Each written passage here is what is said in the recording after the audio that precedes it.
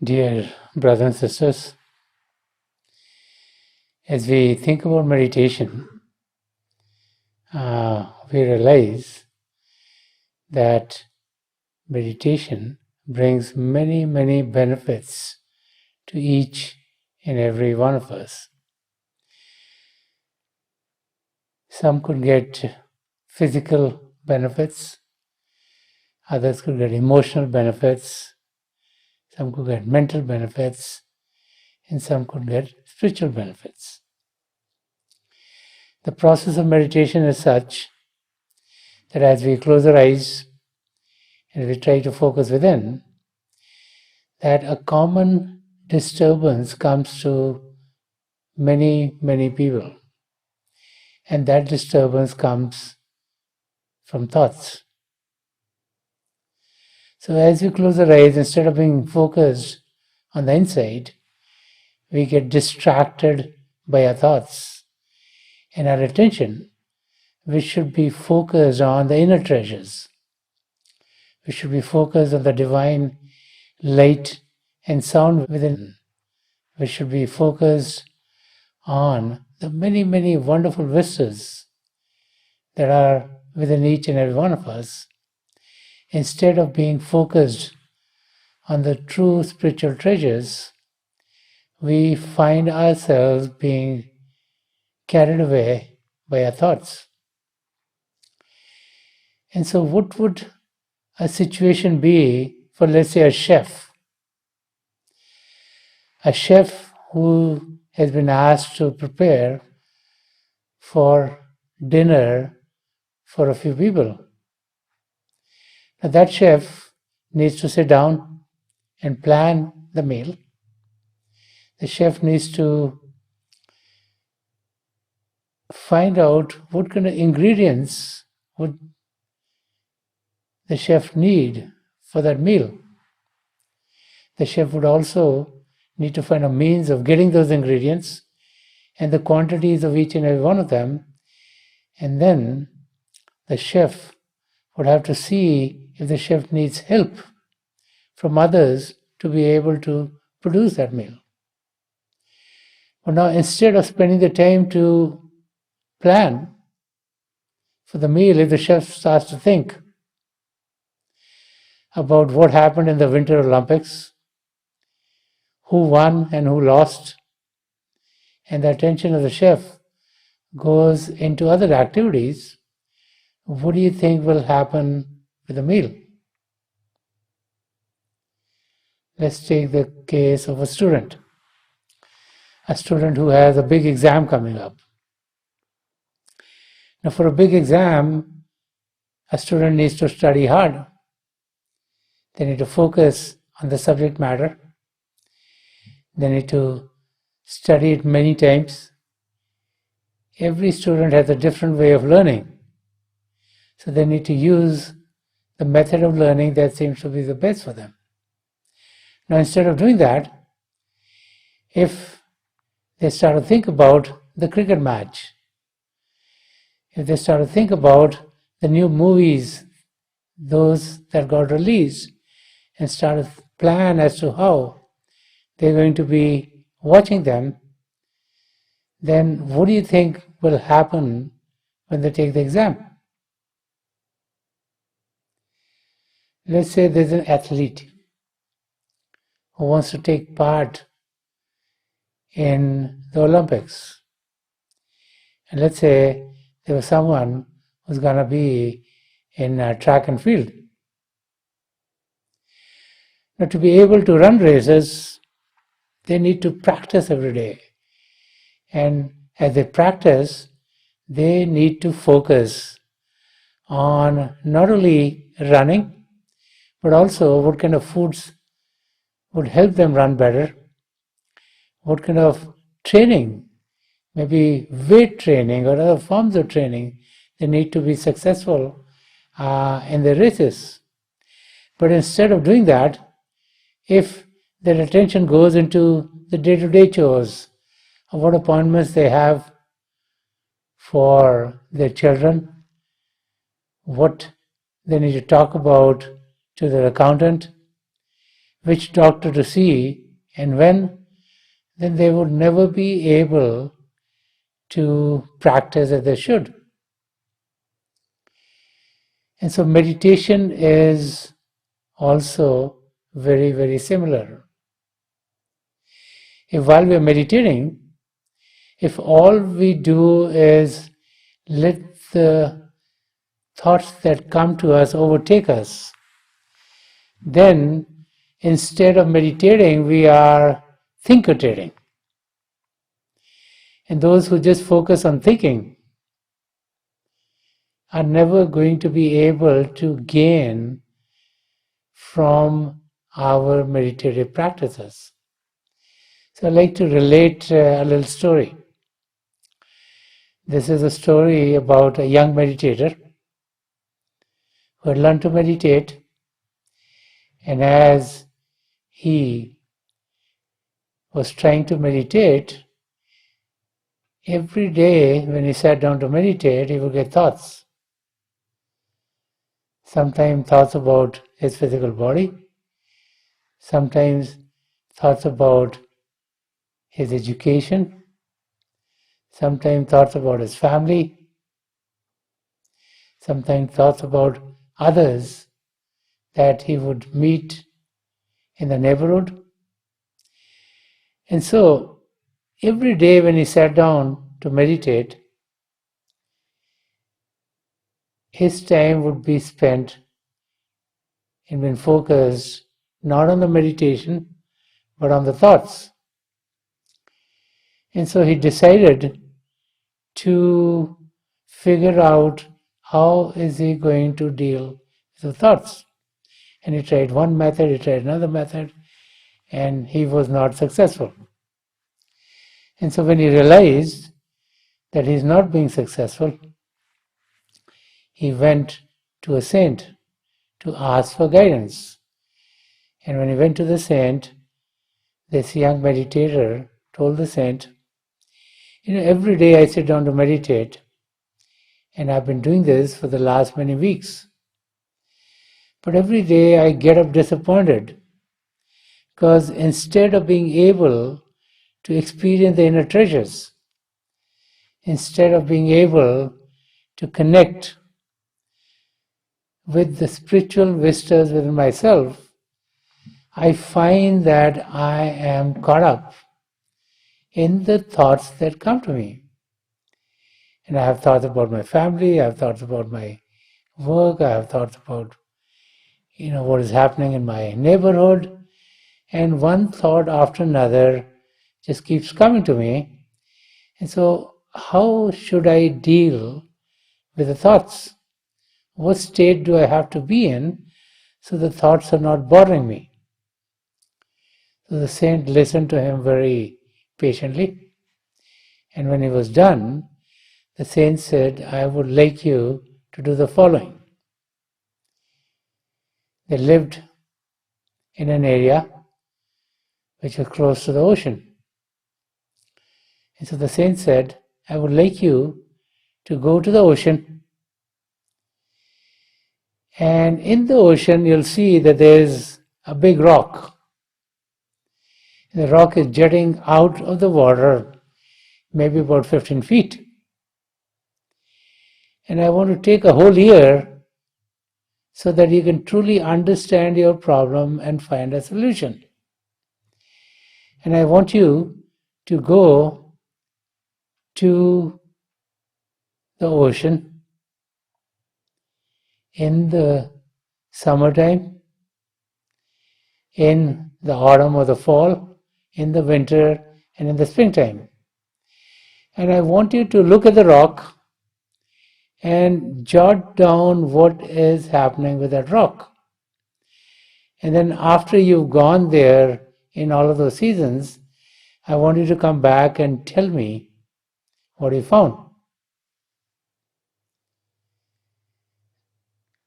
The young man is thinking to himself, I came to find out about dealing with thoughts. And what is the rock in the ocean going to tell me? But he has sense enough to realize that the saint asked him to do something that he should at least follow through. So it was the summertime, so the next day he goes out to the ocean. He sees there's a beach, and the beach is full of many, many people. Some are playing in the beach, some are walking on the beach, some are just getting a suntan. He finds that the sun is very hot. He looks around and he finds the rock that the saint talked about. And he sees the sun hitting the rock very, very strongly. And then he sees on the rock, there's some children and teens who are climbing the rock, who are playing on the rock. And then he also realizes that there are some children who are taking a chalk and they're writing on the rock or drawing things. And as he's looking at the rock, he sees that irrespective of how many people are on the rock is not moving left or moving right or going down. The rock is standing there steady in the ocean. And so he writes everything that he notices in a notebook. And he goes home. As the autumn comes, he comes back. And now he sees that the beach does not have that many people. It's a little chilly. And as he's there, he sees that there's some debris, there's some little shells that are hitting the rock, there's some seaweed which is hitting the rock, and things are coming to the rock and making it dirty. He also, as he's there, sees that no one is now climbing the rock because it is chilly and there are not that many people on the beach. He finds that the winds are quite strong, and so things are blowing on the rock. But he realizes that the rock is not moving to the left or the right or is going down. The rock stays as before. And so he notes all this down on a notebook. Goes back home, and then as the winter comes in, the young man comes to look at the rock again. It's snowing and it's hailing, and there's no one on the beach. And he sees that the rock is sitting in the water, but some of the water around the rock is freezing.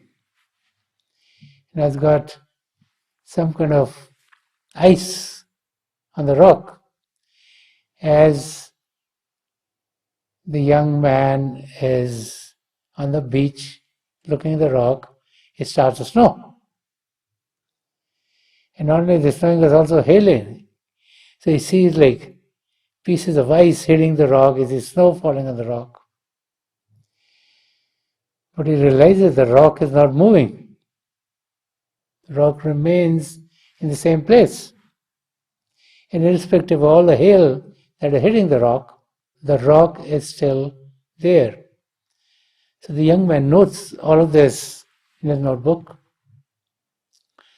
And then he goes back home, and then in the springtime, the young man comes back to look at the rock. Now the weather is much nicer than it was the last time he came. The breeze is very, very soft. He starts to hear the chirping of the birds. He sees some of them even go to the rock and sit on it. And he, as he's looking at the rock, realizes that the waves in the ocean are very calm too. And as the waves come in, they are hitting the rock. But the rock is still standing as it did before. Neither is the rock moving to the left, neither to the right, neither does it go down. And so the young man notes all that he experienced with the rock. And then he goes home and he goes back to see the saint. So the saint asks him, have you seen the rock in all 4 seasons? And the young man says, yes. So the saint asks him, what did you find out? And he checks his notebook and he tells the saint of what happened in the winter time, that irrespective of what happened in the fall or the spring or the summertime,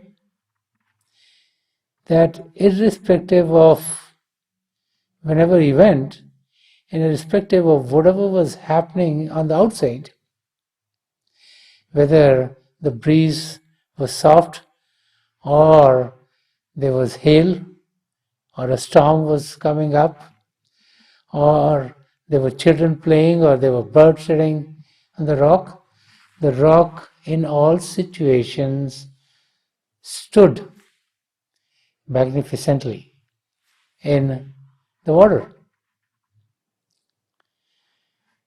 And so then he asked the saint, how does it help me with my thoughts in meditation?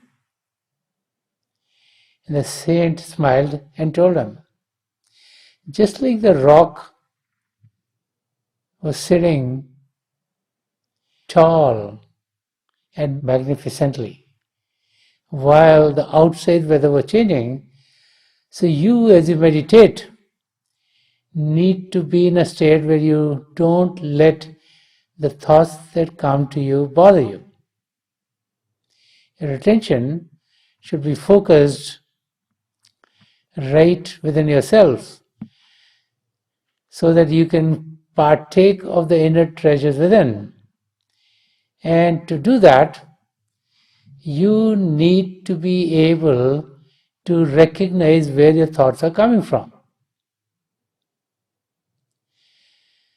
The rock has recognized that irrespective of what happens outside of it is going to stay there and it's going to be calm. So you as a meditator need to recognize that irrespective of whatever happens to you on the outside, that the thoughts which are coming to you are coming from your mind. And that mind is going to send one thought after another. So your season is going to change one after another. But you need to be still. And so to do that, you need to focus your mind on the treasures within. And that can happen because the treasures within are a gift of God. The treasures within are the love that God has for us. The treasures within are those that can be experienced by us. And so we need to focus our mind away from the activities of the world outside and focus it on God. And we do that by repeating God's name. By focusing on God, we create an atmosphere for ourselves as we meditate in which everything on the outside is defocused. And our attention then is focused on all the treasures which are within ourselves. As we learn the technique of focusing on the Creator, then we are able to partake of the divine treasures within ourselves. And so this is done by repeating God's name. This is done by repeating God's name mentally, not out loud. If we would repeat God's name out loud, our attention would go on the outside. So by repeating God's name mentally, our attention goes on God. And by focusing our attention on God, we have focused our attention on the divine treasures of the Creator. And as we do that, then we'll find that the treasures within, the treasures of the divine light and the treasures of the divine sound are going to unfold for us, and we'll experience an arena of joy, arena of peace, arena of tranquility, and an arena of bliss. It's all within ourselves. It's a question of where do we focus our attention. So let us not be like the chef who, instead of focusing on the meal, was focused on the activities on the outside. Let us also not be like the student who, instead of studying and focusing on what needed to be studied, was focusing on the movies and the cricket matches. Let us not be like the athlete who, instead of practicing and focusing on what would be helpful to win the races, was focusing on all other activities going on surrounding that athlete. Let us know that for us to gain, we need to be focused in the right direction. And our focus should be on God.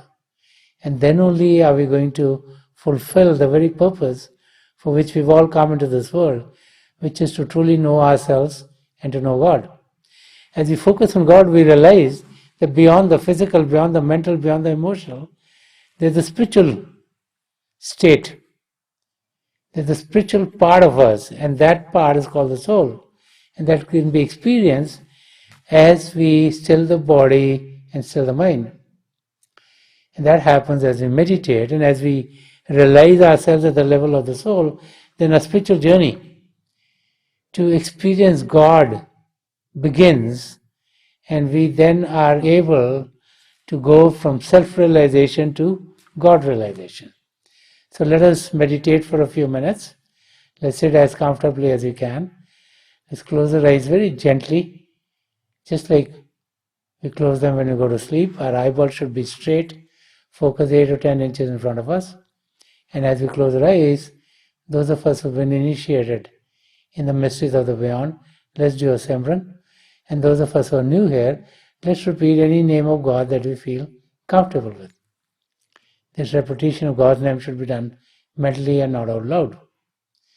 I pray to God Almighty and to the three great spiritual masters of the past century, Hazur Baba Sawan Singh Ji Maharaj, Param Sant Kripal Singh Ji Maharaj, and Dayal Purush Sandarshan Singh Ji Maharaj, to help each and every one of us connect with the divine power within and to experience the divine light in its effulgence. We'll be sitting for a few minutes. I'll be getting you out of this meditative state at that time, and my best wishes are with each and every one of you.